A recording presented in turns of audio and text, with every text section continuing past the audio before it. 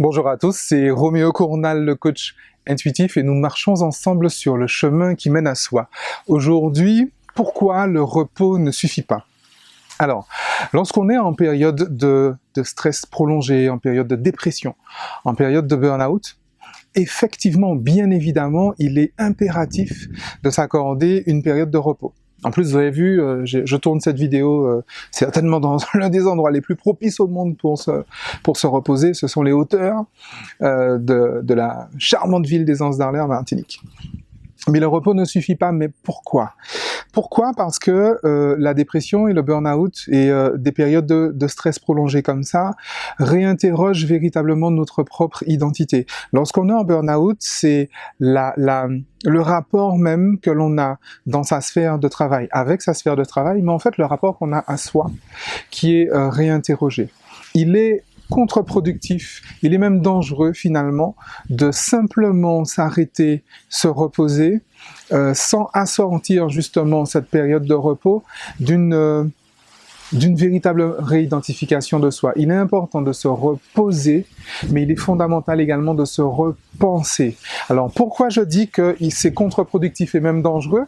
Parce que souvent, les personnes qui sont en fait en burn-out ont déjà une estime d'elle-même qui est très fortement entamée par rapport à des résultats, par exemple professionnels, qu'ils n'arrivent plus à atteindre, par rapport à une envie qui n'est plus présente d'exercer le métier. Mais en plus, le simple fait de partir, de se reposer et il ne s'est rien passé, et puis on retourne au charbon, ça accentue finalement la déconsidération, ça accentue finalement le fait de la sensation qu'on a de n'être qu'une ressource, de n'être qu'une pièce, qu'un outil, qu'un facteur de production. C'est exactement comme une machine, la machine est en panne, hein, vous avez une machine-outil dans votre usine, elle est en panne, vous l'envoyez au SAV et vous la renvoyez au charbon. C'est une machine, sauf que les êtres humains, ça ne fonctionne pas comme ça. Et effectivement, la période d'arrêt maladie, elle est vraiment fondamentale, mais quand elle est longue, j'ai envie de dire, quand on commence à parler de mois et même d'années d'arrêt maladie, il est important, sans faire de catastrophisme, de se dire qu'en fait la situation est déjà grave.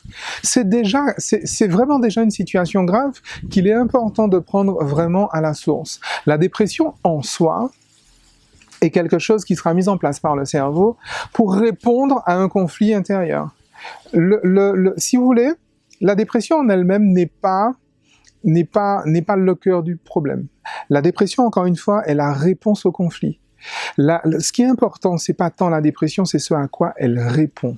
Et je soutiens qu'effectivement, la réponse, elle est juste, elle est pure, elle est parfaite. D'accord? Donc, se débarrasser de la dépression n'est pas, je crois que ça vaut pour toutes les maladies, hein, d'ailleurs, ce n'est pas se débarrasser du problème auquel elle répond, cette dépression, d'accord? Et c'est là que le travail de fond est véritablement à faire.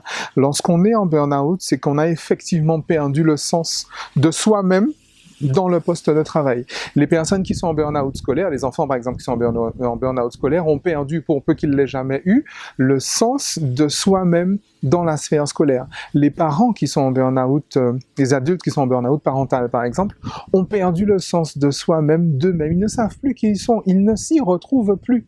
Et donc vous pensez bien que le simple fait de rester là, de se poser, ok, faire des activités, c'est cool, c'est très bien, c'est effectivement une façon de faire descendre certains indicateurs, certains neurotransmetteurs de stress, évidemment, mais encore une fois, ça ne suffit pas.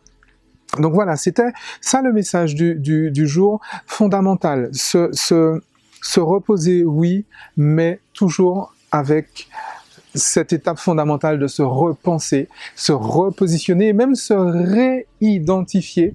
Surtout que, dernier détail, surtout que souvent quand on parle de longues périodes d'arrêt maladie, il y a effectivement un suivi psychologique ou psychiatrique qui est mis en place et une médication qui est mise en place. Alors, ne comptez pas sur la neuroscience pour vous recommander la médication, mais si la médication est arrivée et préconisée, il est important qu'elle ne soit que transitoire, qu'il est important qu'elle ne soit que pour permettre justement à l'individu d'avoir les conditions justement intéressantes, les conditions sine qua non, les conditions favorables à la réidentification, au fait de se repenser, au repositionnement de soi et à la découverte de son propre système de valeurs, de son propre mode opératoire identitaire et itératif, de ces messages contraignants qui l'empêchent justement d'exprimer avec authenticité ce mode opératoire et ce système de valeurs, et les systèmes de croyances qui justement empêchent à l'individu de s'exprimer librement, authentiquement, et ainsi d'être heureux, d'atteindre ce fameux bonheur d'être soi dont parle Moussa Nabati dans un livre que je vous recommande encore une fois, parce qu'on va en reparler de Moussa Nabati très bientôt. Je vous remets le lien en dessous vers ce livre, Le bonheur d'être soi. Et encore une fois, reposez-vous, repensez-vous. Et d'ici là, âme, usez-vous bien. Ciao.